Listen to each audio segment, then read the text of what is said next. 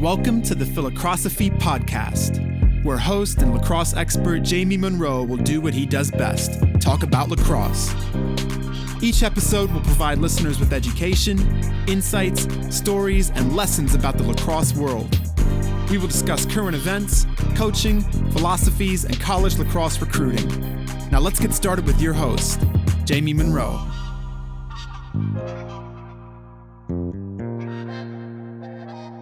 How's it going, everybody? I'm really excited to introduce Ted Kroeten, co-founder and artistic director of Joy of the People, which is a soccer club up in Minnesota, and they have an incredibly unique and interesting approach to what they do. Ted, welcome to the Phi-Lacrosse-ophy podcast. Thanks for having me.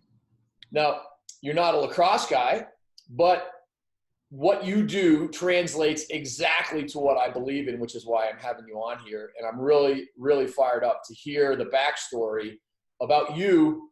And, you know, soccer is your main love, but I know you grew up playing a ton of different sports. Please tell us a little bit about your journey to getting to where you are now.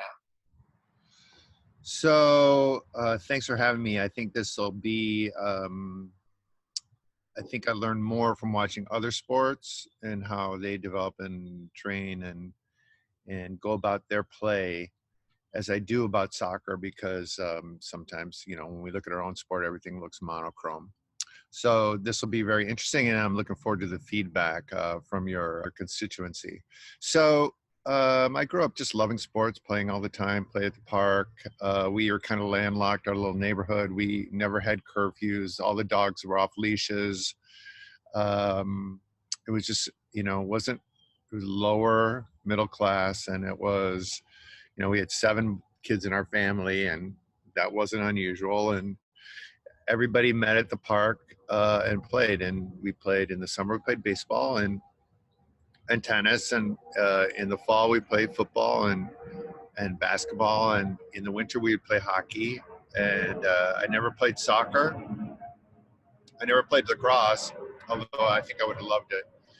I didn't pick up soccer until I was 16, and I was kind of I was tired of football. I was a small 15-year-old who wanted to play quarterback, so I went out for soccer instead, and I fell in love with it.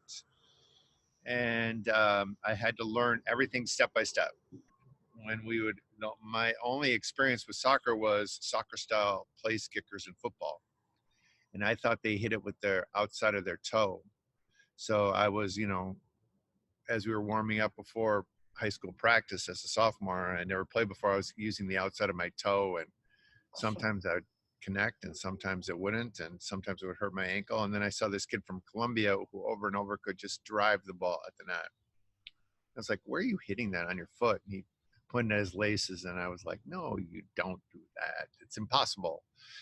And basically I had to learn everything step by step by step by step, just deliberately learn it. I was 16 years old. I was, you know, and then it was in a place, soccer was in a place where perhaps lacrosse used to be in, and lacrosse is probably growing more mature now. But back in the day so I played high school, and then I went to USC and played there for 1 year. And then I transferred to Trinity College in Chicago, and I played there, and I played fairly high level. I made it to the 89.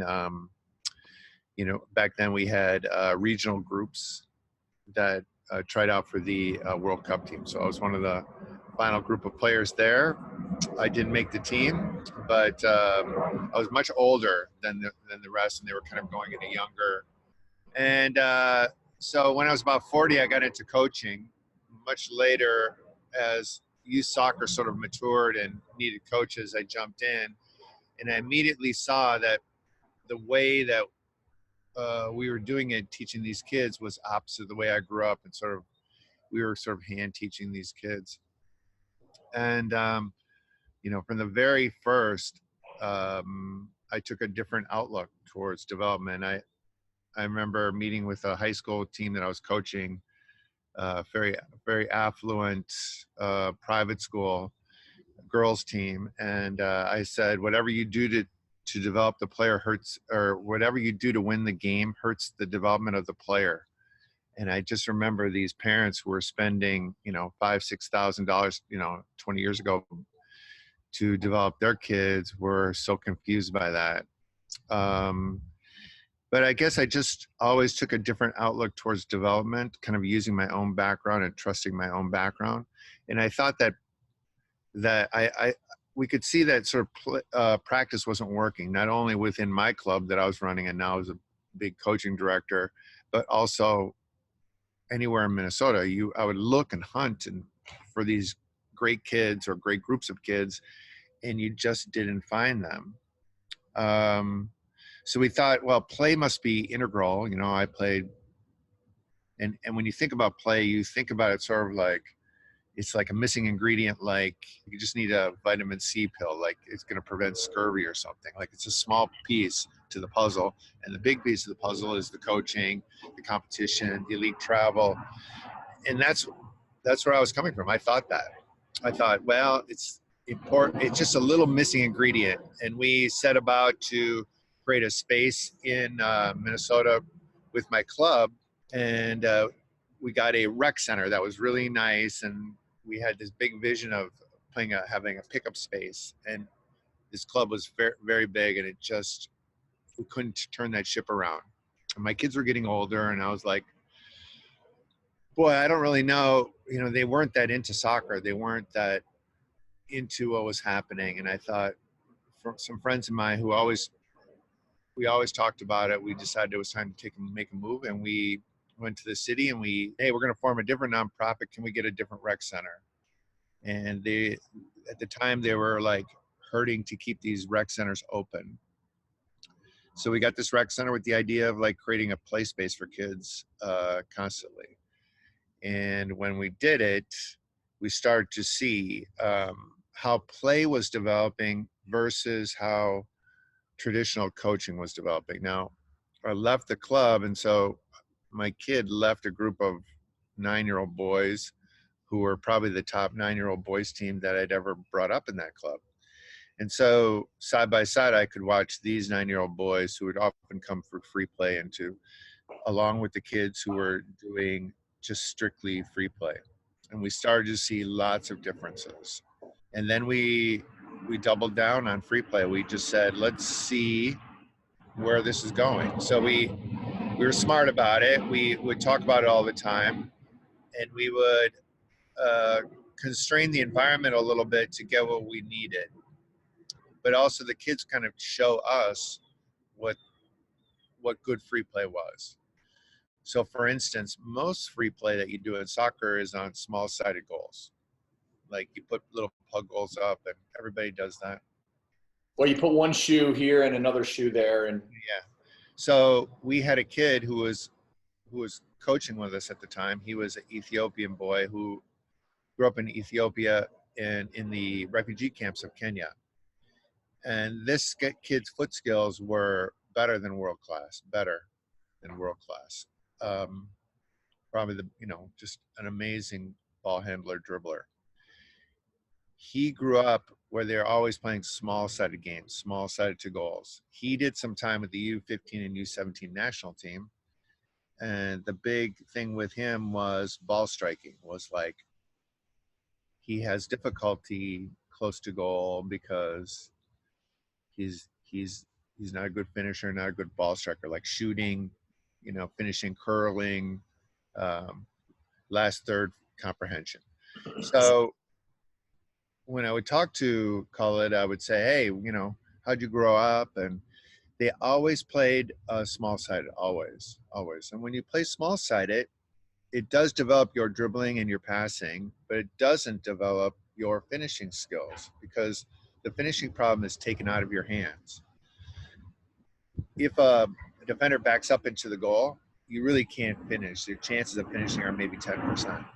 So consequently, you wait for someone to run to the far post and you pass it to the far post and they finish it. So the problem is sort of a group problem rather than an individual problem. I don't know if that makes sense. Yeah. But the kids preferred to play to a big goal, a futsal size goal, 3 meter by 9 meter goal. No. So just to clarify, what you're saying is that when you play just small-sided, you get that environment creates the great dribbler and passer, but because you're not really shooting the ball, you don't really get that environment to practice your shooting, and which is probably leading on to, hey, we play a lot of different games here to be able to develop different things. Correct. But even more so, when you take apart a game, and that's what coaches need to be careful of, when you take apart a game, you would say, well, we want to improve the dribbling. Let's play to small-sided goals.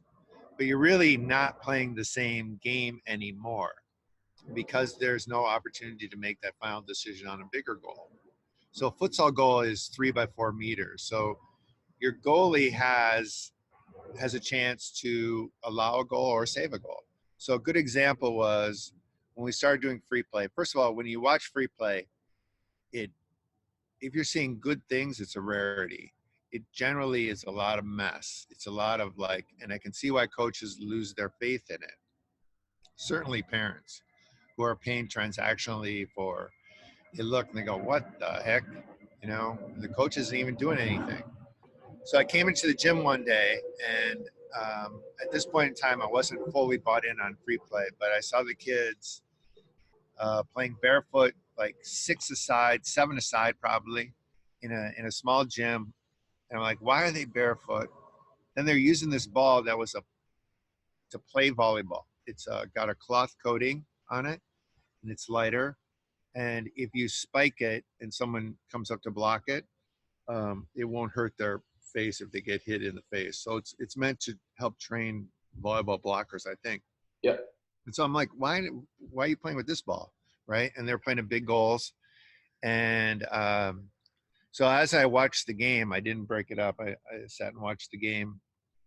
This little kid who came around, he was 10 years old, but he's excellent little player.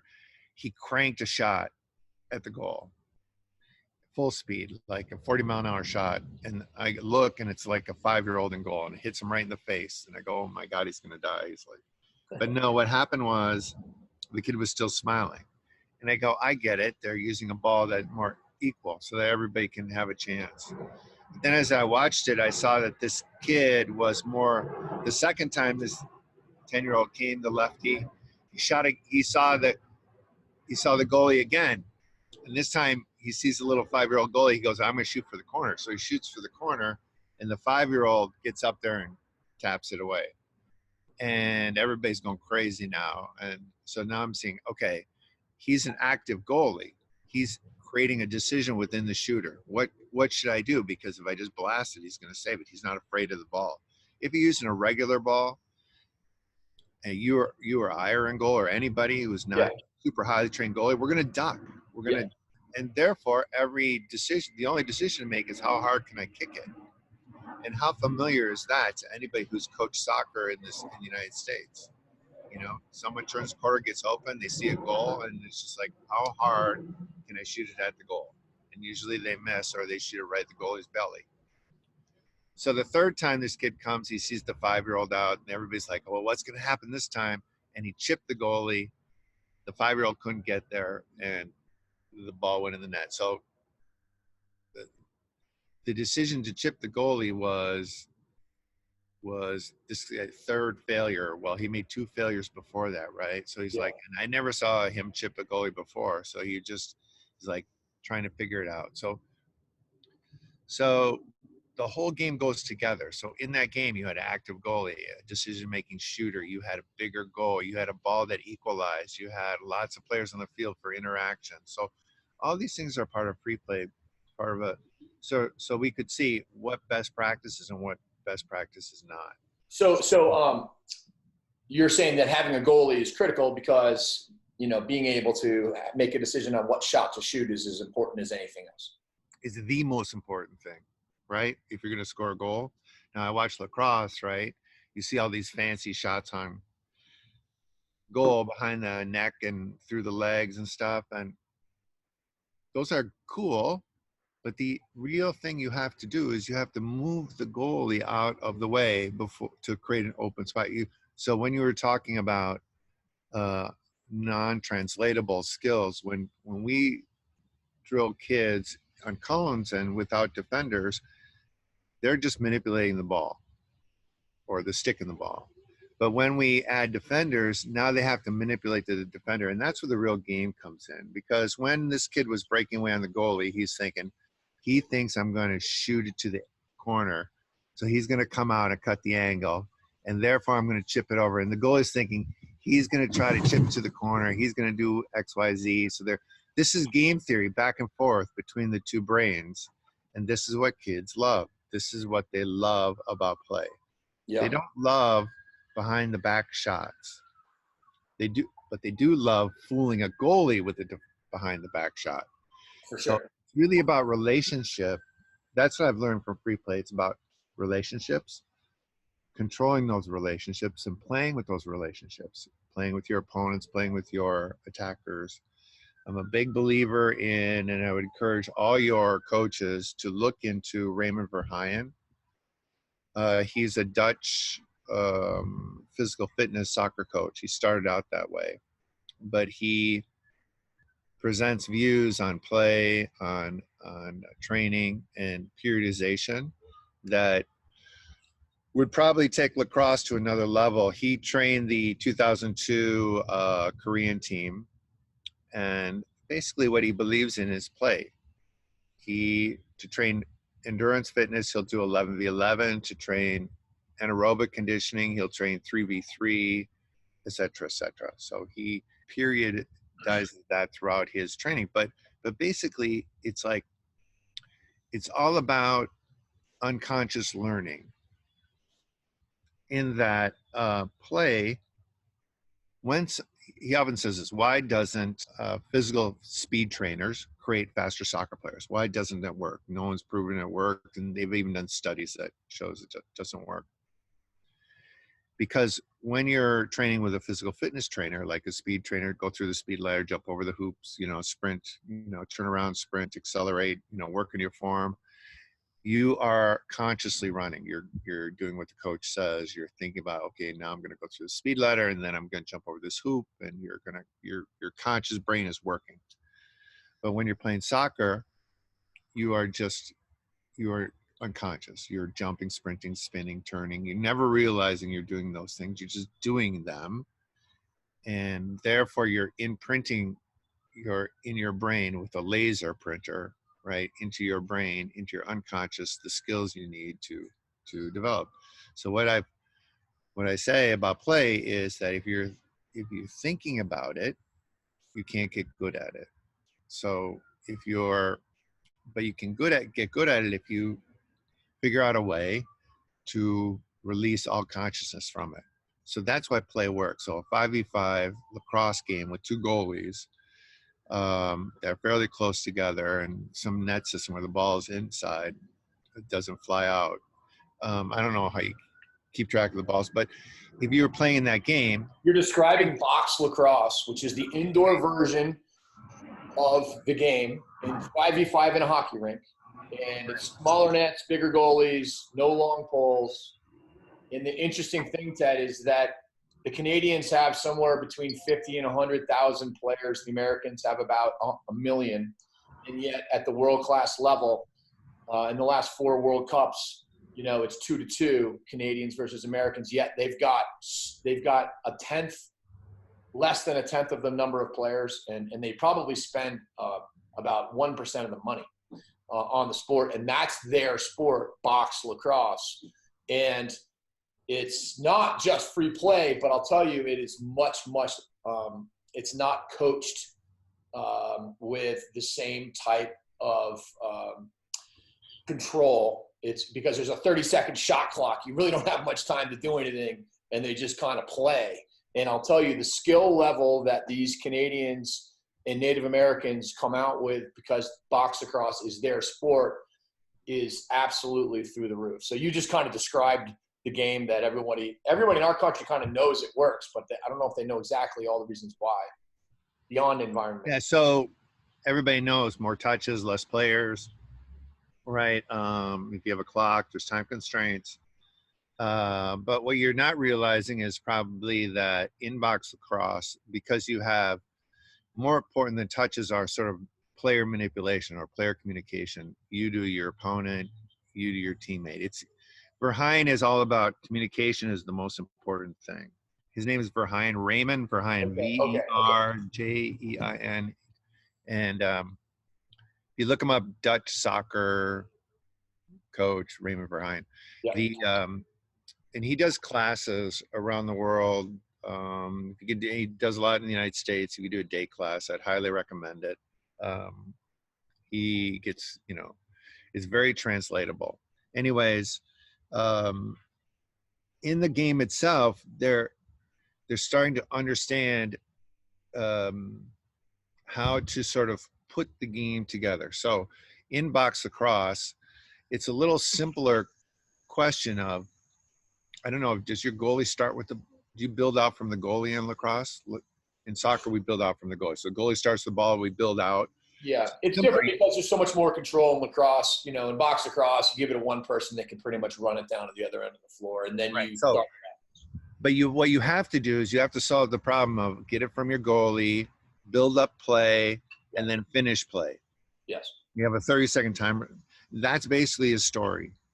That's basically a sentence or a paragraph it's basically a story that people in box lacrosse get more literate in rather than someone who's playing, what is it, 10v10 lacrosse? 10v10 field lacrosse, where there's 80 yards between the nets. Right. The build-up is only the defense, and midfielders do this role, so it's too specified too early.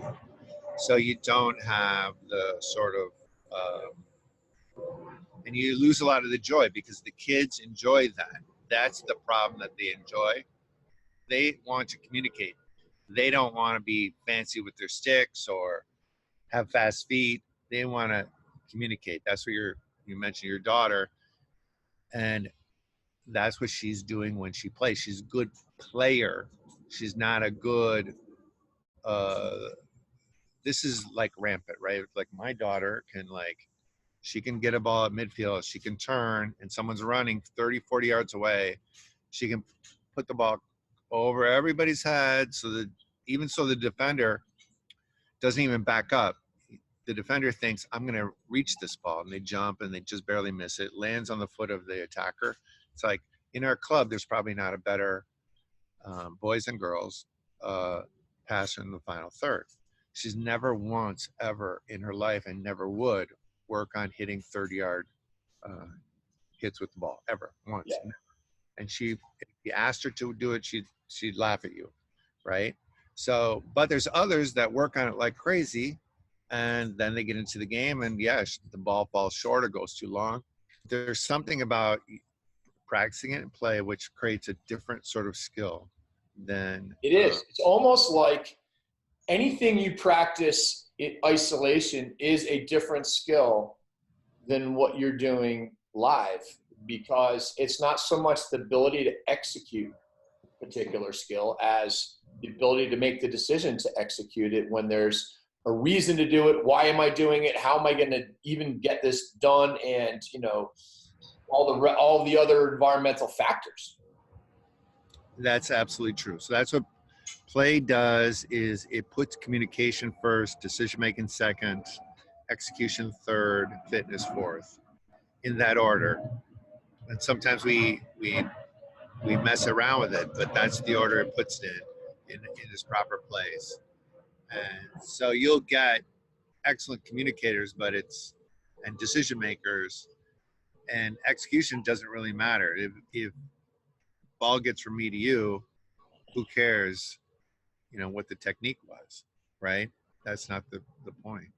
So, as we study play, so it's been 10 years now watching kids, we see that, so we focus a lot on creating friendships, and I'm sure a lot, good coaches already know this, intrinsically, that you got to create relationships, but nobody really knows why, right? You couldn't have a bunch of jerks. You could have, 15 jerks, right? And kill everybody in lacrosse. And, but everybody knows that doesn't happen, right? It does not work. But why? Why is that? And it's all about, because communication and sort of relationships come before anything. And we have to play builds that in players. Yep.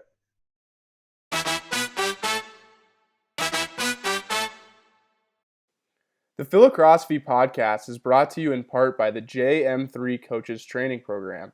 If you are a coach interested in sharpening your saw, like so many of the guests on the show, you are going to love the content in this program. Go to www.jm3coaches.com for more information. So when I've spent my career, much like you, studying the game and trying to figure out what the best players in the world do, why they would do it in this situation, and then how to teach it. And what I found was I could teach every variation of every skill, and it wasn't that hard to do. I just needed the time to do it. And we would do it, and the kids could do these just incredible skills, and they could do them on command, and you're like, wow, look at this practice, look at these drills, look at these games. Look at what we're doing. And it definitely worked in the sense that we developed a lot of players that got a lot better. However, I was always dumbfounded by the fact that they didn't even use, they might have used 10% of their skills that they actually possessed. Then it started making me frustrated. Like, why is it that we work on this stuff and you can do it and I watch you do it, but then when it comes down to doing it in a game, you don't do it? I mean, it's so simple as in lacrosse terms is using a hesitation move or a rocker to throw your defender off balance. It's something that we know is important, and we know that you all can do this. Or deception, and you talk about the relationships and the communication, with your own teammates, but also with the defense, manipulating them. And I just started to realize that the model that I was using, it worked in the sense that I could get people to learn it, but it didn't work from a translation perspective, which is a good segue into this concept that you talk about, fluency versus accuracy. So as we were looking at play, we were in a situation where we had to convince parents to stay with our club because we were doing it so differently, and everybody was rampant on, when they're going to do the training, when they're going to do these lead teams and travel, and not all the kids, but many of the kids and parents were more, they wanted to be convinced. So we had to go study free play, and we went to Brazil and we talked to like the world's best players over and over again. Zico. I mean, we just went to this conference that just happened to be in Rio, and we got in because we were a nonprofit, and it was an amazing experience. And my buddy, the president, he speaks Portuguese and Spanish, so we spoke to everybody. And it was always the same. It was always, so Victor would go up and ask, what was your most important time in soccer?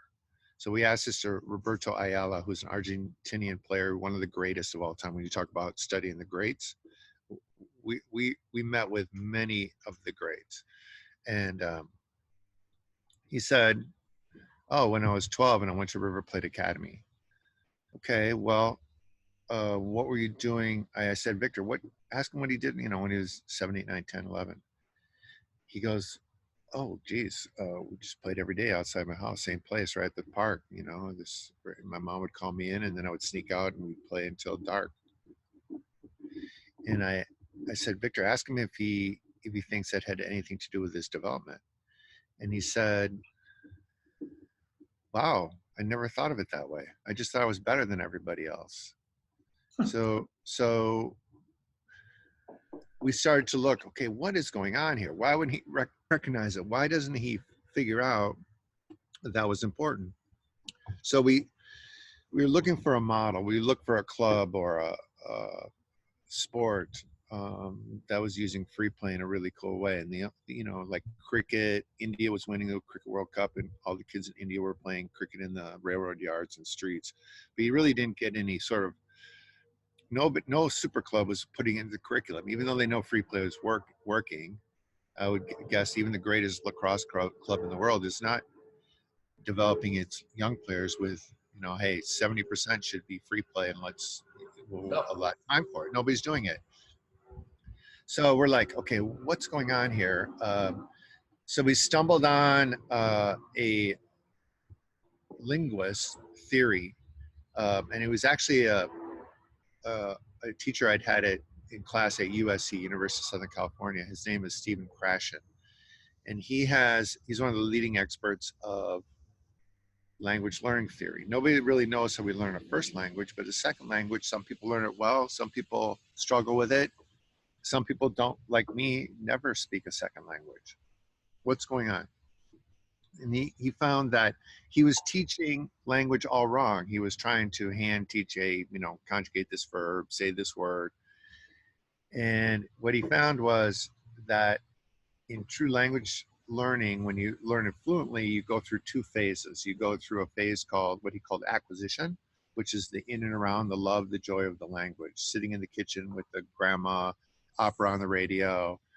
It's not about your output. Look how good this kid can talk. It's about what's coming in. Oh, everybody loves the language. It's a cool language. I'm starting to, play around with it in my brain. And then they go through a second phase, which is the rules, laws, skills, and techniques, which he called learning. So there's acquisition, and then there's learning.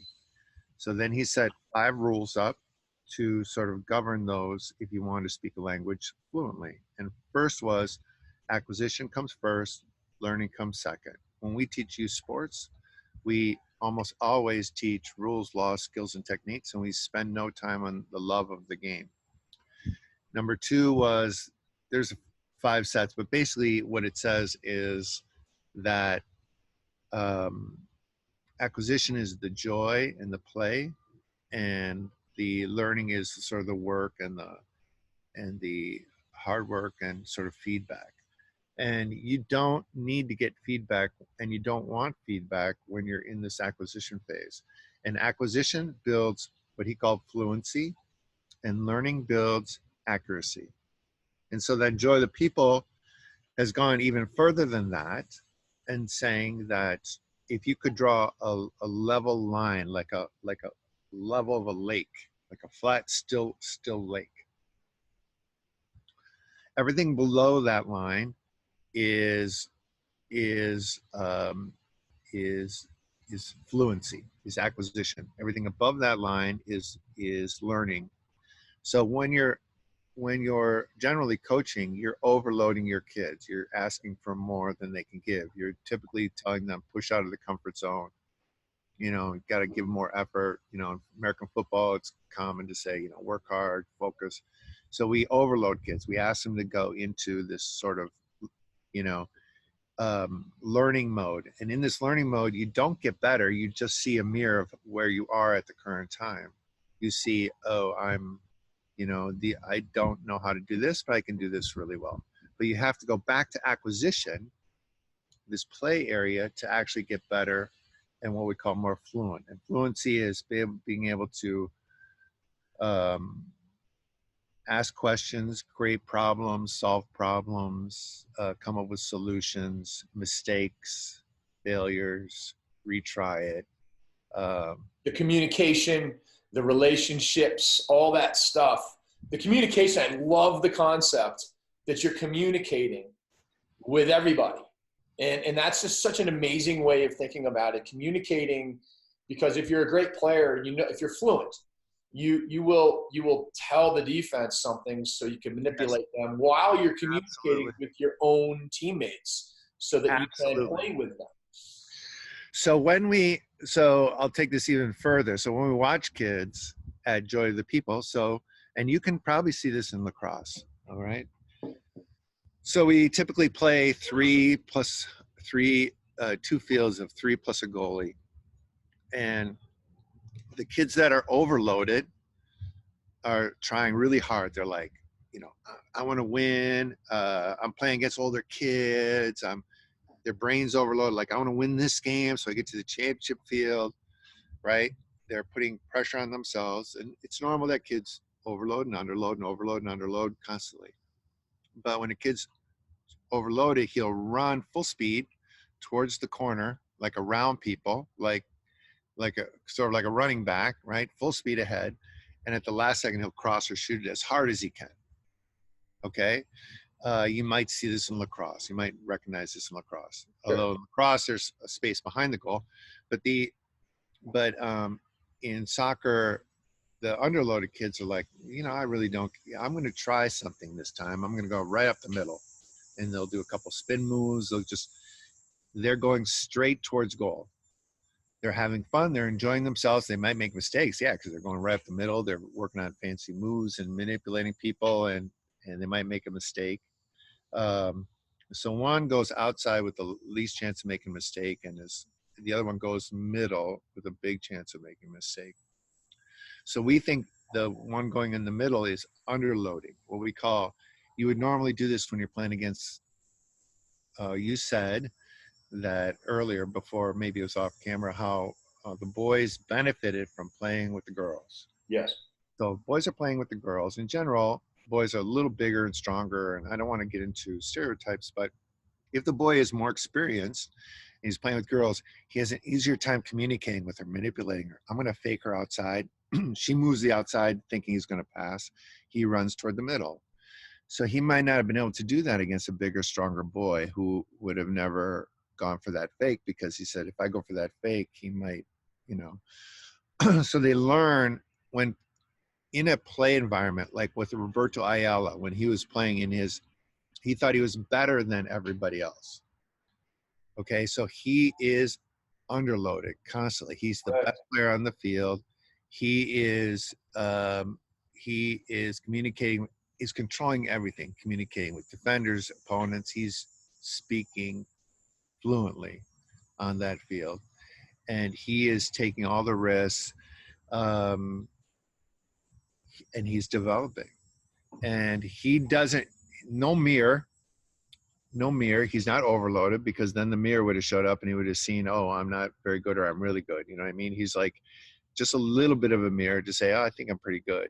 Yeah. So the acquisition period was so pure for him, like so pure. He never realized he never did it to get better. That's the big takeaway from Joy of the People I've learned, is if you try to get better, it won't work. It's like trying to get better at a language at 4 years old. I'm going to get better at the language. I'm going to get better at the language. If you're just thinking about that, I have to speak. You have to enjoy it. The kid has to enjoy it. It's not about getting better at the language. It's about the love of the language and about communicating, how fun it is to communicate. So the question is, because Ayala's great acquisition period was so like unknown to him, is that the reason he became such a high level player? In other words, we spent a lot of time in the United States creating good environments for kids. Right. But it's all based around performance. Hey, a lot of times it's team based. Like we're going to do this free play so that we can go kick ass in a tournament next week. We have to sort of ramp down the idea of competition in order to develop the highest level players. And it's like, it just is a very difficult thing for coaches to comprehend. It's a paradox. There's so many paradoxes actually within free play. And one of them is this underload, overload. And the scenario we were talking about off camera was, I decided I wanted to play pickup games with my daughter, who at the time was an 8th or 9th grader. And I was like, well, I'm going to bring in some high school boys. These kids are like, committed Division I players. I'm going to bring up the level of play. But what I realized 4 or 5 months later was these kids came to me and they were like, Coach, that was the best thing I've done for my game ever. And meanwhile, they're playing against girls. Now, it did help the girls, but it definitely helped the boys. And there's your underload, overload concept. It's the biggest secret out there is attached to the biggest myth out there. The biggest myth is you need to be with the best. All the best players need to be together like a bunch of math nerds. Yeah. Right? Soccer is not about a very specific thing. It's very wide-ranging in that, and we think about math nerds, we think about very specific people who are good at math, but socially they're clumsy, whatever. In soccer, everything has to be, in sport, everything has to be together. That's why we love it. It's about a human being. And the biggest misnomer is that we have to play the elites with the elites and that we have to separate the less experienced players. So the one way to look at it is the further down you can go in your play. So if you can play with 8, 6, 5-year-olds, the higher your ceiling will be. It's like there's something in any sport, when you get to the final stage, let's say it's Lacrosse World Cup or Soccer World Cup, within that team, Soccer World Cup team, you're going to have really good players and you're going to have weaker players. And how do you grew up playing only elite, 13. I'm playing all 13-year-olds from my suburban area against traveling to Maryland to play all 13-year-olds from Maryland, and then all 13-year-olds from Phoenix. And not just 13-year-olds, they're probably born January, February, March. So you're playing first quarter 13-year-olds. They all look the same. They all act the same. They bring pressure at the same speed. They all communicate the same. When you're playing little kids, girls, older kids, adults, in a very mixed setting, you're getting all kinds and varied communication that creates a more wide-ranging learning experience. And that gives you more answers when you get to the elite level. So you have to be able to, the biggest, like your boys said, the best thing was playing with girls. Someone should come up with a training program. It's like called Underloading, make $1 million. All you have to do is play against kids who are not quite as good as you or experienced, and you'll get way, way better. But in this environment that we have today, so we used to have that in Minnesota. We used to have that. It was called the pond hockey rinks. And in Minnesota, we have every single park has a wooden hockey rink. And every winter, those hockey rinks are empty.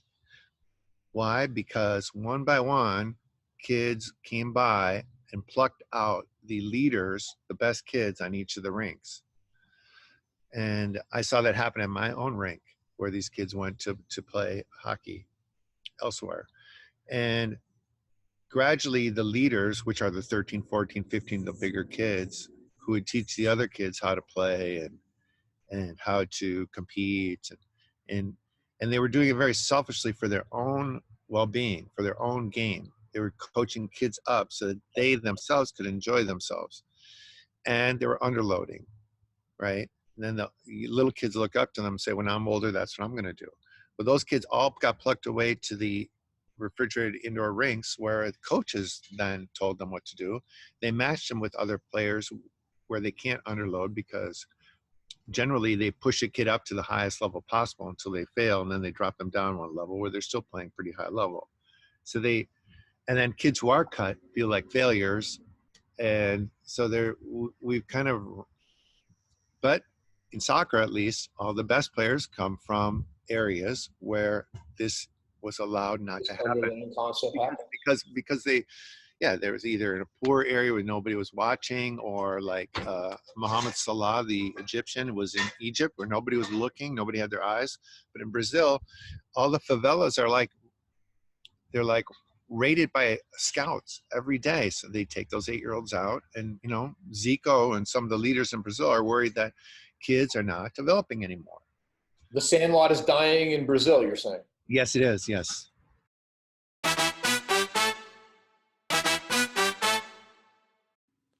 Phi-Lacrosse-ophy podcast is made possible in part by the JM3 video assessment tool.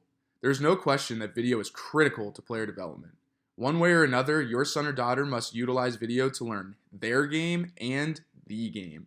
To learn more, see video testimonials, or register, go to www.jm3sports.com/video right now. So, when you think about the underloading and why it works, maybe partly because it doesn't matter who you're communicating with.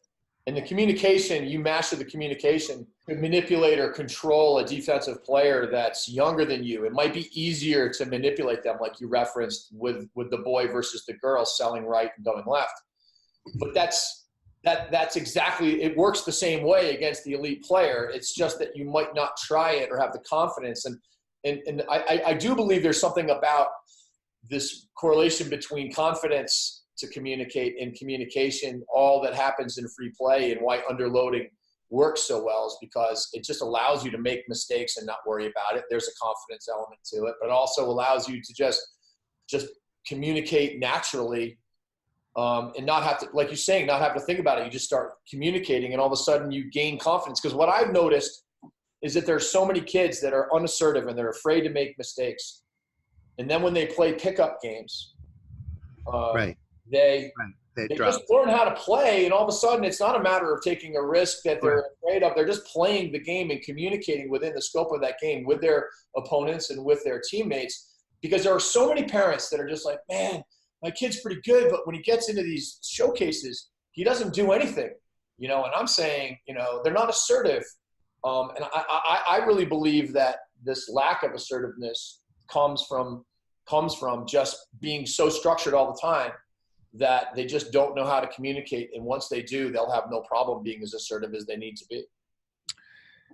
Yes, dive down deep. And I know you retweeted something that I said the other day. I think so. As we looked at this, these are our concepts. Underloading is generally a physiological concept where it means you deteriorate. So I don't want anybody to get confused by that. So, I mean, if we had a better word, we'd use it. But basically, underloading is going below your level to be able to and still enjoying yourself. In soccer, you have basically an old English or Brazilian saying is a skill is something done in the least amount of time with the least amount of effort successfully.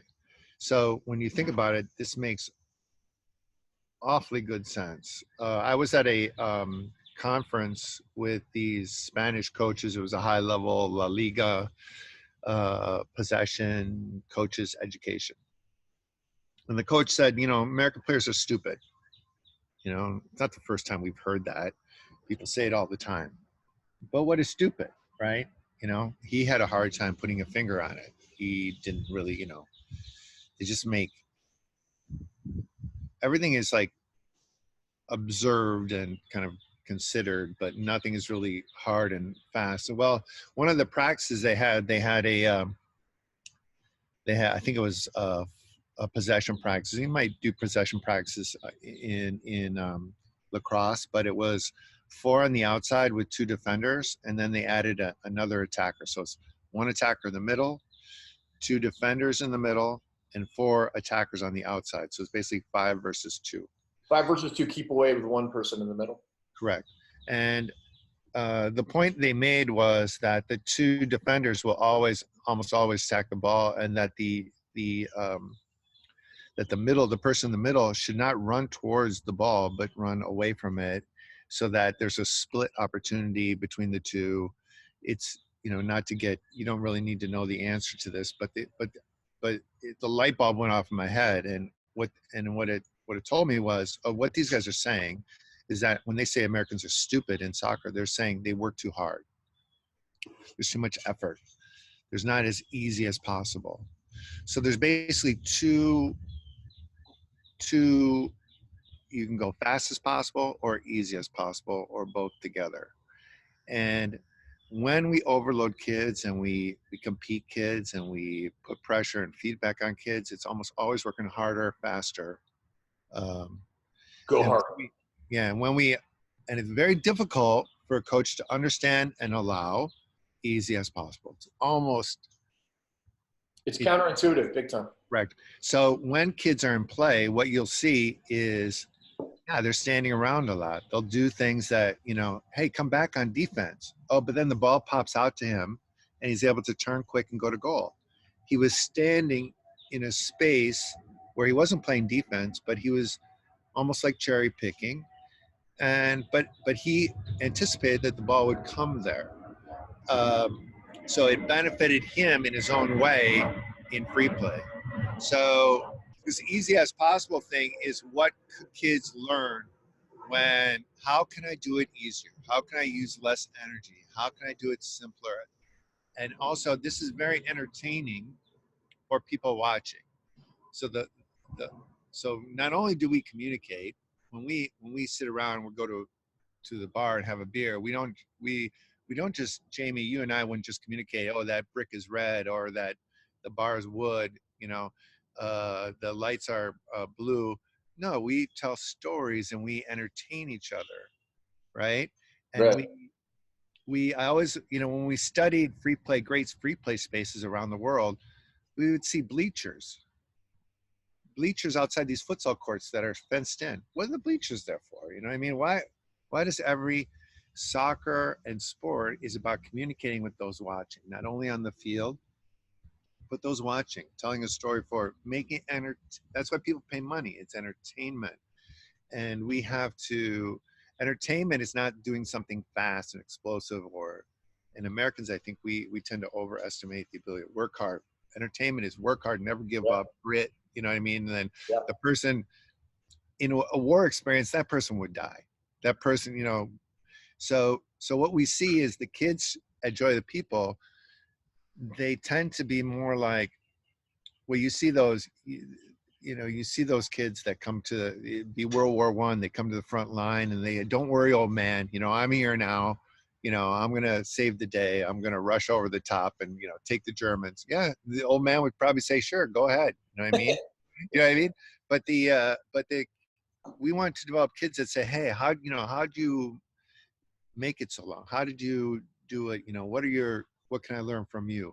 So it's really about learning from each other, using that whole experience of lesser kids, higher kids, and creating that kind of learning, communication. Amazing. Yeah.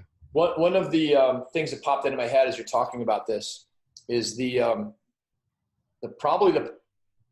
Native Americans invented lacrosse, and they call it the creator's game, and they play this game.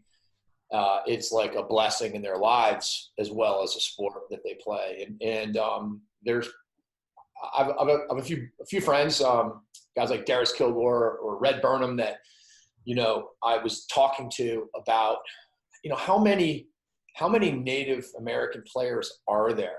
Because per capita, there are more world-class players coming out of these reservations than any population in the world. And I would argue you should look into it, Ted, because I think they might have this might be true in any sport.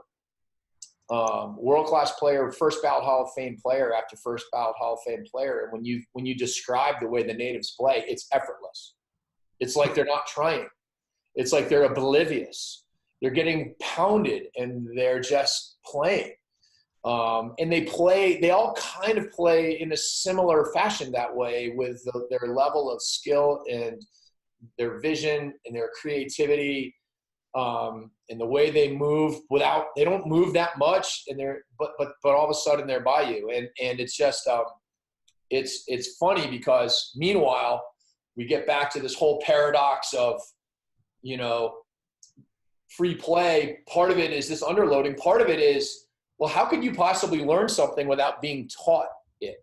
Mm-hmm. I've had so many people say, like, Jamie, I know I get it, like free play, but we got to learn some things here. Like, how can you learn something without being taught? Yes. And I want to transition into that because this is one of the great paradoxes and the mysteries. And like you said in a podcast I listened to recently, it makes no sense. I would argue that there is no repetition of any skill. So every skill looks different because it is different. There's no two situations in any sport that are the same. Everything requires different things. And you said the creator's game, the idea that you are bringing something new to every situation. The skill before development argument is rampant in soccer as well. And everything that was invented, in every skill that's come up, even soccer, we give the skills names of the famous players who made them famous. A Rivellino turn, a Maradona. They're the ones who made it popular, but they saw it somewhere else in a park and they copied it. Or it just happened, which is something that is like, an amazing thing that happens in sports. And I know it's happened to any listener. I'm sure it's happened with you, where all of a sudden you're like, wait a minute, I can't believe I just did that. That was sick, you know? Go ask a great player how he did something once, and he'll say, did what? That's what will happen. So if he doesn't know what the skill is, how in the world did anybody teach it to him, right? He doesn't know. I mean, great player, watch something really great, and they will say, did what? So I used to think that I was big into technical development before, and I do think that in a natural world, kids are showing other kids how to do things, or people ask, but I think we have to be very gentle and careful about that, and in a good way, support that. If people want to learn, do it, but don't force it on them. Let them play, let the problems come to them, and then let them find solutions to the problems. There's a good chance they're going to find an even better solution than we ever thought of. When I played soccer, everybody shot with their instep, but those days are over now. Now they're all shooting with their side of their foot with their toe down to create more. The balls are a little bit lighter to create more dive with the ball, control with the ball. Create some top spin, side correct. spin. Yeah. So ping pong, back in the day when I played ping pong, and I was a very good ping pong player, we had loops, and then they came up with these disguised rubbers. So now you have to, everything, it's about creating adaptability. So if we lock kids into too much into a skill, when things change, then that skill is useless. So we don't want to think about skills that way. Cristiano Ronaldo, probably the old way we would teach shooting was we would break down everything. We would take the model of the best shooter, like in this, let's say it's Cristiano Ronaldo, and we would do everything that he did. 3 steps back, accelerate to the ball, second step on the top of your foot, drop down, knee lock your ankle, point your toe down, and then we would teach that to kids, right? That's a classic. But the thing is that Cristiano Ronaldo has never shot the ball the same way twice. Ball's rolling, it's a Nike ball, it's Adidas ball, it's windy, it's wet, it's turf. What he's good at is adapting. So we tend to see achievement as the top of a mountaintop that we want to try to climb to get to. Then we fall back, climb to get to, fall back. On top of the mountaintop is Cristiano Ronaldo. But that's not the case. The science will tell you that the mountaintop is sort of a pinpoint, like a black hole, and everything rotates around that black hole, but nobody can get to that black hole. Not even Cristiano Ronaldo can shoot a perfect ball. There's always other things they can do, but he can get very close to perfection. And same with Messi. And then as we move away from that black hole of perfection, we get you fill in with the less experienced players. And the idea is that all those experiences matter. All those mistakes matter because they're kinesthetic learning. And that's what we want to. So by looking at it that way, you create environments where kids can create their own skills, and they will develop their skills. I think now they'll go do things on. My dog grabs a rope and he throws it up my puppy throws it up on the yard and then catches it. He thinks it's a squirrel, right? So he thinks, he's imagining that he's got a squirrel and he's throwing it up. So there is isolated skills training that kids can do if you use your imagination. If you say, "Hey, really I got the ball. I'm going to do easy as possible. I'm going to." Yeah. But that's different than a coach saying, "Are you going to catch the ball here? You're going to take 2 steps, a spin move," because that's conscious. So it's like if I told my dog, grab that, rope, throw it up in the air, dog's never going to do it. Dogs are playing, and they play so well because they are imprinting things that they're going to need later on in life. Apparently, he'll never need it because it's like his food will always be there, but he doesn't know that. So, in lacrosse, there's a belief that you need to be very two-handed. And yet the box lacrosse players, Ted, are exceedingly one-handed, meaning they're either righties or lefties, and you play on your side, okay? Because a lefty has more angle, looking at the net on the right, coming to the middle, left-handed, whereas the righty has more angle on the left side, and they literally just play on their side. In field lacrosse, it's this big, you must be two-handed. And they just, what happens when you learn how to play with one hand is you just become you begin to communicate with your defender so well and with your teammates that you learn this IQ of, I can go left or right and still get my right. Okay. It doesn't mean I can't go left because I'm a righty. It just means that I'm not going to probably shoot it or pass it lefty, but I'm going to get my right. No matter what you do, I'm going to get my right. And there's a level of IQ that occurs naturally. And one of the reasons why these Canadian box lacrosse players and the natives are so skilled, and why the pickup game is really kind of a version of box lacrosse, which is very interesting. The pickup game that we play tends to be a smaller net with a tennis ball and no equipment, and it really simulates box. But I wanted to take this conversation now to an article that you wrote recently regarding academies and the best academies in the world and what you learned about the players that they're theoretically developing. Yeah, so this is still a big argument, and this article has gained a lot of attention, but because it was, I think the power of the argument is it was personal. It was, so this guy who runs the Croatian Federation now, Roman Josak, his practices are just gorgeous. I mean, they're like isolated passing and skills, they're just gorgeous. They're like Corver videos. Like even more amazing than that. Okay. He's a big believer in that. And so he has these practices that so I met him at a conference, and we had some mutual friends, and he mentioned that they do some stuff in the United States. And at the time I was like, deliberate practice, free play. We didn't know how it mixed. Can you mix them at the same time? Like learning. And so one of the interesting things about acquisition and learning is when you're in acquisition and play, and then you get moved into learning, like a heavy coached competitive environment, it's very difficult to go back again. That they're two separate,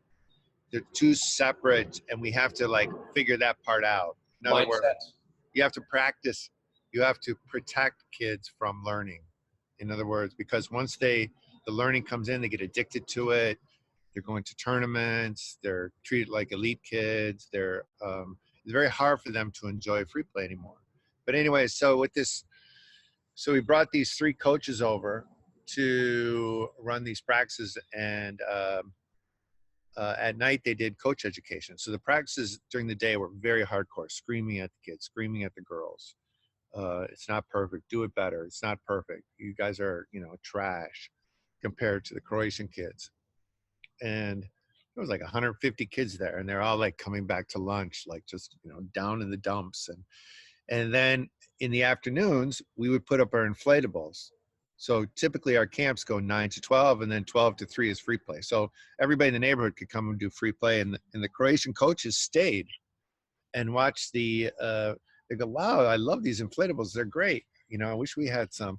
And they would stay, and then pretty soon they would get into a game and make a team, and they would play, and they'd try to hold court, you know what I mean? And they were getting into it. And then at night we'd have coach education. They came and they did coach education. And what was interesting, I probably didn't tell this story, after coach education, we have a nice basketball gym. They wanted to play basketball. They want to take on the Americans in basketball. So my coaches and them played basketball, 3 Croatians versus 3 Americans. So, but every night they showed us these videos. They started with their 6s and then 8s. Everything was 2-footed, perfectly 2-footed, in beautiful drills, pass, turn, everything, warm-ups and uniforms, just looks gorgeous. And they're selling these DVDs, and, and if I was 15 years before that, I would have set up my practices just like that. I would have copied it. It was just gorgeous. And no way these kids are just not dominating their whole environment by the way they can turn and shoot with their left foot, right foot, fancy turns, flicks, even small communications where they're passing, receiving, moving. So we're watching this, and then they write down on the whiteboard, these are the players that we've developed, and here's how much they're worth. And he writes down a name of a player who I think now plays for Chelsea, Kovacic. And my buddy leans over to me and says, hey, that guy's an interesting player. And so my buddy, who is really smart, so when he says stuff, I listen. So I went to that night and went on YouTube and looked at Kovacic and watched this guy, the highlight tape. And I'm watching this highlight tape, and he, at one point, he runs into a den of defenders, and then he comes out again, just like he's on hockey skates. Like, how in the world did he do that so fast? So I zoomed in on it, and basically what he was doing is using the outside of his foot, turning really quick, coming out. And I go, wait a second, because that's a street move. That's not a coach move, because any coach would have told him to, hey, use your left foot there. You know, what are you doing? Don't use your right foot. You know, you're going to get yourself in trouble. And then I go, wait a second. He seems a little bit right foot heavy. So I counted touches. The touches in the full video were like 123 to 6 from right foot to left foot. And the next day when I talked to them, I asked them about Kovacic, and they go, oh, he's a special player. He's a street kid. He came to us when he was 15. And I go, well, wait a second. So he came at 15. And what about all those kids that you coached at 6, 7, 8, 9, 10? They go, oh, well, he's a special kid, so players are born, not made. Right. And I'm going, wait a second. So I started to look into their highest transfers that they've ever sold, and they're all like 15 and older. Only one player came to them before the age of 12. So what they're doing in Zagreb, Croatia, is they're creating super teams at 6 using this training method of turning left and right foot. Then they go around the country and they dominate the environment.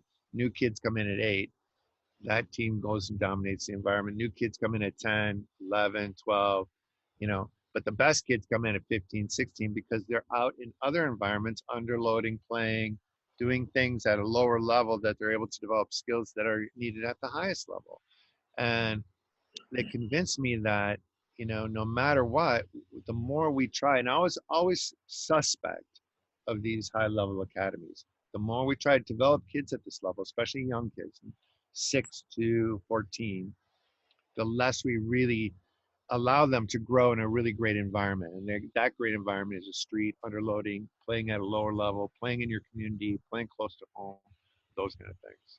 I also think that the brain is not equipped for left and right equally, that the greatest players are one-footed. Otherwise, wouldn't tennis players have 2 forehands? Right. So, in hockey, we used to dominate. With backhands and forehands. Then the Russians came in, and they had these short little sticks that were curved, and everything was a forehand. They could twist their arms around, and everything's a forehand. And they changed the way we looked at how to handle pucks and shoot and things like that. So when people say, and you're absolutely right, because my son is left-footed, and people can go onto our website and look at the futsal final, where other teams send their best defender at him, and he's not fast, he's not big, but he sees a giant defender coming at him. He makes a quick shoulder move, and the guy freezes for a second. That allows him to turn.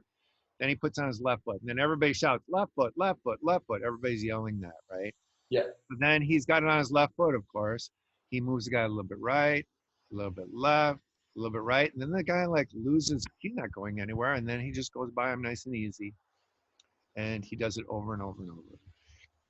He's able to sort of take those strong physical defensive skills that these other people have and neutralize them. They're bigger, stronger, faster. They're better at running, pushing, shoving, slide tackling. But he's got the ball, so he's communicating with them. Now, what they can do with the ball, that's up to them. It doesn't mean that big, strong, fast is bad. It just means that you need the most important thing, the highest level, is that communication level. Communication.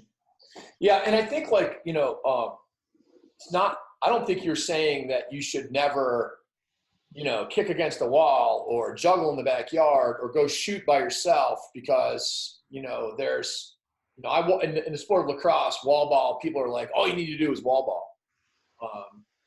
Or the kids spend time shooting and they shoot ad nauseum. They shoot and shoot and shoot and shoot and shoot, and there's nobody in the goal and they're by themselves and they're into it. And it's like you don't want to take away the joy of being able to just go practice on your own because you love it.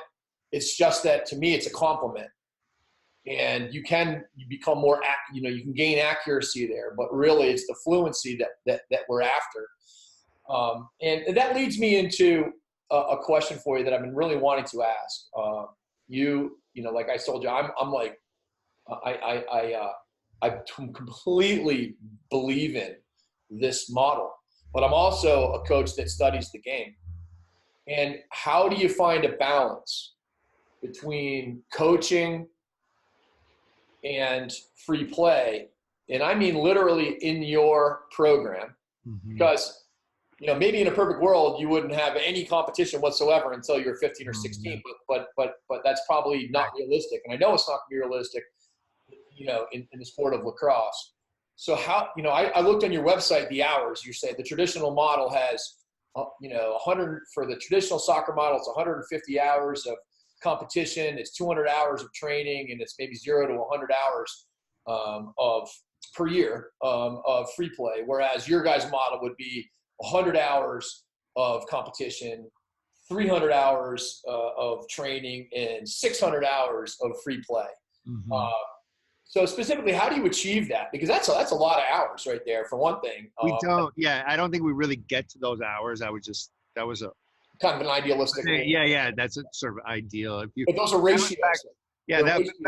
I was really into the 10,000 hour thing, right? Yeah. And that's all about deliberate practice. But then when I was looking at it, I was like, wait a second. These guys in Brazil are not deliberately practicing; they're playing. So how do we fit those play hours in? That's kind of what I was thinking about it. But your question was, how do we mix in? So we quickly realized, right? So we have to protect free play. We have to protect that learning environment. Kids in today's world want to play on teams. Their parents want to play on teams. It's not perfect. It's not perfect because when you play on teams, you get shown the mirror, and the parents get shown the mirror. My kid is XYZ good. You know what I mean? So that's kind of what they want to see. They want to see, how good is my kid right now? Give me a test to see what level my math kid is at. So, and we don't control those leagues or teams or tournaments. So now we're getting in situations where we're not always in control, and we have to sort of adapt. So we wanted to be a free play space for everybody, but then we saw free play was being misused by kids and coaches and parents, in that they were using it as a sort of a skill development. Let's do it as a vitamin twice a week, enjoy the people, and then let's go to my elite club so I can make my elite team. They were making their elite team, and as soon as they made their elite team, the elite coach would say, you don't have time to screw around and enjoy the people anymore. You have to do all this other training. So we're doing such a good job that we're losing our kids. So we made teams so that kids that wanted to play together could stay together. So we play at very low levels. We have futsal teams, we have outdoor teams, and we have sort of parks and rec teams. But as we get older, so yeah, we are coaching. And how do you organize kids? How do you build out of the back? I tell this story a lot. I went to the first tournament. We took these kids, our oldest kids were 12 years old. We went to a tournament. We played in a tournament, and they did not pass the ball one time the entire tournament. They just dribbled. And the parents were like, oh my God. We had to have a meeting to convince the parents that, that eventually, in theory, they will learn how to pass. And then in modern coaching in soccer, it's all about, coaches have to teach players how to move, how to position themselves, this is only high level coach things. Kids can't learn that. And, I don't buy that. So what we do is generally our young kids get their clocks cleaned. They just get smothered by teams that are more structured. We can't help that. It's benefit it benefits kids to structure them, and they beat our kids, but we want our kids to sort of figure it out. So so our 8s, 9s, 10s, 11s, 12s all get beat. 13s and 14s, they start to catch up. 15s, they're at the same level or higher, and 16, 17, 18, they're the best in the state. And it's because of that, leaving the coaching aside until they sort of ask for it. And when they get to 16, 17, then they ask for it. We look for peak height velocity. We look like the boy growing into the man before we sort of let them do that. Some 15-year-olds want to still play with little kids. We let them stay. Some 14-year-olds want to go play with the big kids. We make sure they're ready and we let them. So it's a very, and then we don't coach them up too much. We say, hey, here's how you play defense. Here's how you build out of the back. And we use really smart coaching techniques. But they have the skills and the communication ability to make everything work. So it's not a lot of work on our coach's part. So we don't have to like teach them how to receive the ball with their. Right. You're not working on like how to receive or how, because they kind of know how to do that stuff. I found that I've been playing a lot of pickup games with the kids, you know, in the neighborhood. And early on, we just kind of played. And over the course of a few years, I was able to, hey, think about these things. And they were able to do them pretty easily in whatever level of competition it was. And one of my questions for you is, and I know you guys are, you know, really, hardcore is kind of the wrong word, but maybe committed to, hey, free play. You can't try to get better in free play or it won't work. But we know you are going to get better in free play. That's just a little bit, of a. Yeah. So so what you're looking for is underloading. You're looking for a kid that goes up the middle. You know that kid is not worried about getting better. Yeah. Kid that's overloading themselves is worried about getting better. So we sort of watch the environment, and and sometimes the environment is affected by kids from other clubs who come in, and so I don't know. You do pick up a lot in lacrosse, right? And all of a sudden you have girls and younger kids, and you bring in a couple of elite older players in there, right? Who've only played elite lacrosse. It's not that easy for them to play. No, it's not. They're probably, They don't score very much, and they try really hard. It's like that. Yeah, they try really, really hard. They're easy as possible comes hard to them. So I think when kids are underloaded, when they're smiling, they're not thinking about it, they're enjoying it. And what you see is it's a skill. Kids get better at it. Yeah. They're able to fight off this idea of worrying about getting better. And even though we know, if I tell parents the best thing you can do to help your son or daughter achieve their dreams is to play pickup games. I mean, we already know that. So, but you're not saying that it's a fact. So therefore there's no better model of getting better. But the point is once you get into it, just play. Yeah. So if you really ask the reason your daughter is going to the pickup game or the lacrosse game, it's not because she wants to be the best in the world. That's often she's just enjoying the play. We have to refocus on the things that they're getting out of it. Yeah. The communication between the two people, the opponents, the teammates. So going back to language learning, Chomsky says that we have a little machine in our brain that helps us learn the first language. And then you have a second machine, that second language, and a third machine, the fourth language. And there's a machine in there about play. So play is, I'm convinced now, play is like a language. Acquisition, learning, everything that we have in our brain is structured as a language would be. Yes. Because of how our brains are structured. So instead of thinking about being the best, right, the best language speaker in the world, right, we just think about enjoy it. Go enjoy it. We don't go to the bar and have a beer to say, I want to be the best at talking with my friend until, we do it because we enjoy it. And then after a while, you become good at telling stories. You become Right. good at relating to people. You become good at sort of communicating. That's transferable to life, sport, play, everything. Sure. So intentionality is something that I have a question on, because you talk about, like, you don't love the word intentionality, I feel, but I think that, like, me as an athlete, if I'm playing a sport against you, and I know that you're going to, like, I'm going to sort of be like realizing how you're trying to guard me, and I'm going to be able to, like, then have an answer for that. And while I might do this naturally without thinking, I also am thinking.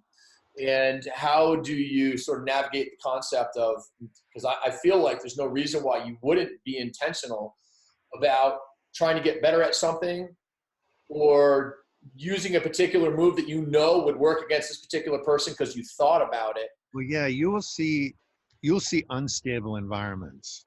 You'll see kids struggling. It's not linear. The kids underloading, overloading, kids failing, kids failing a lot, kids not handling, winning, losing. You'll see kids being more intentional, like, I'm going to try this move, I'm going to get around, I'm going to score by this guy. It's us coaches who think the simple answers is to tell the kids, think about it, be intentional, move right then left, right? That's not that's the problem that we saw from our own perspective. That was last year's problem, basically. Then the current problem is he doesn't know what's going to happen because he'll be experiencing it. The player will be experiencing it for himself for the very first time, every time. So when we tell kids to focus, work hard, persist, and things, we're putting learning into the acquisition space, and that affects the ability for them to acquire. So we have to be careful, and it's not well understood about how we focus intentionally. No, intentional about keeping that relationship good with that person you're really competing against. Intentional about not giving up, I guess. But play is not, there's no give up in play.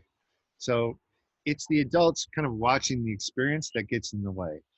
So we don't have our coaches anymore watch over free play. Instead, they participate in a very selfish way. Like, they're trying to win the game. They're trying to do their things. And that way they sort of model the behavior better rather than becoming sort of a person who wants to see some sort of thing out of it.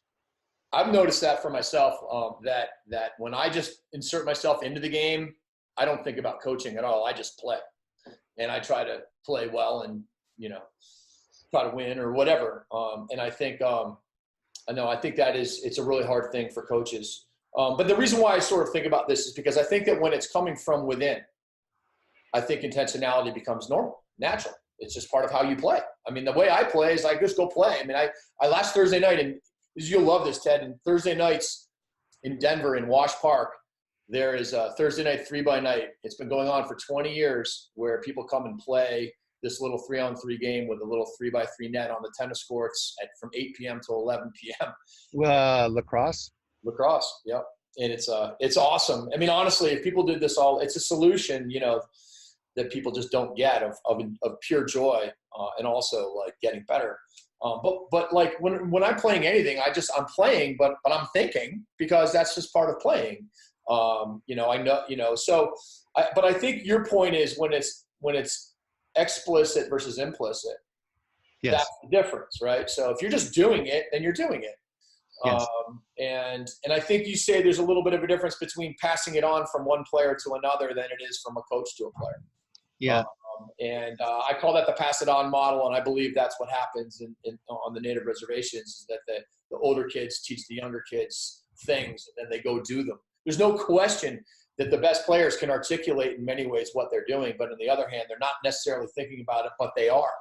And I think that's kind of like language. Like, I'm not thinking about what words I'm using right now, but I am aware of them, and I can articulate why I did what I did. Yeah. That's a very good point. That's a very good point. My son can walk. I'm watching a soccer game, and I say, "Did you see that?" and come see that. He goes, oh, I already saw it. I'm like, what? It's on TV, right? I go, you just walk past it. He goes, and then he explains everything that happened within Right. those, like, oh, you know what I mean? Because he's taking it in differently than I'm taking it in, because he grew up in play or whatever. I don't know. I think it's a little bit different, but it definitely creates different brain patterns that, and now that he's older, he wants to play more. So he kind of realizes where and how to learn in a good way. And I like to see that too, where they're not sitting around for a coach to tell them what to do or how to get better.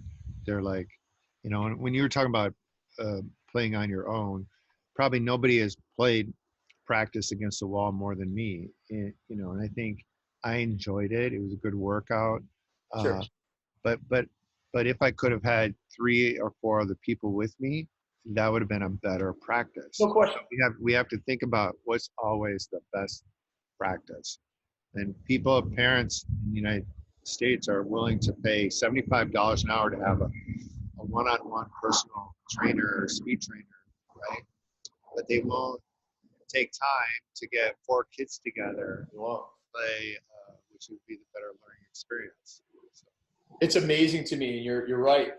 And people can't wrap their head around that. Like, how can you get better in this environment that looks so crappy, for lack of a better word? But it does. And I'll tell you this too. You talk about the joy of it, and like, people know that they're getting better, but in the end, your kids come back because it's so much fun. I have created, by me just kind of getting it going, I've created kids that love to play. Now my daughter, and this is girls, mind you, that people say girls are different than boys. Like girls, don't do this stuff. These girls are playing pickup when I'm not around. I travel a fair amount, and in the last few weeks in the summer, I was like, checked in with my daughter on a Wednesday, and she was like, oh yeah, we played on Sunday. A bunch of girls called me and we played. The biggest thing that everybody says is we can't get it going. We can't, nobody wants to do it. And it's because people don't even know how much fun it is until they do it. And then once you get it going and realize how fun it is, it will take on a life of its own, the same way it happens in Wash Park on Thursday nights in Denver, the same way it's happening in front of my house with a bunch of girls and boys that come and play. But Ted, this has been absolutely an awesome conversation. Thank you so much for taking the time and sharing your thoughts. I really look at this as a movement that I believe in, and I am, as like I said, I am into the cutting edge of the game. But I think this is where it's at, to be honest with you. And I think if you, like you say, invest in this and put money in this savings account of your free play, you can take coaching and apply coaching and be able to unconsciously do stuff the same way that you somehow use a big word that you never realized that you could use, and it'll just happen for you. Yeah, so coaching becomes more valuable, not less valuable. Yes. And it becomes more high-level things that are really more interesting, that coaches are really, really, really interested in. They're not interested in passing, receiving. A good way to look at it is acquisition or free play is putting money into a bank account, and learning is withdrawing. And so when we withdraw without any money in the bank account, we can dry kids up. And so lacrosse is in a good space because there's not as many coaches that are super high level that are like overcoached. You know what I mean? There's still play going on and learning going on within the sport itself. And so, but this has been a really, great pleasure talking to you. And it's really enjoyable to talk to somebody who presents really, challenges the ideas that we have. And that's one thing I said. It's like, please challenge. If you have ideas, challenge me, because we want to disprove this if it's not true. And we want to make sure. The other thing is we're starting this cool thing called Free Play Go. And it's about soccer, and it's about pickup, and it's about kids running their own little micro clubs of pickup soccer games at schools, backyards around the country, to give it some ownership, to give it some connection. But we also want to do other sports too. So we could extend this to free play go lacrosse, you'd be a good starting point. Absolutely. Ted, let's keep in touch for sure. Thanks again for all your time and your passion, and enjoy the rest of the weekend. All right. Thanks, Jamie. All right, thanks.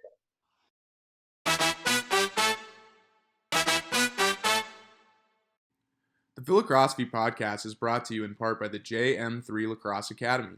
This 10-week online program is designed to teach cutting-edge lacrosse skills and IQ. Athletes will learn dozens of new techniques, creative drills, X's and O's, and most importantly, how to integrate it all into their game. To learn more or start getting better today, go to www.jm3sports.com/academy.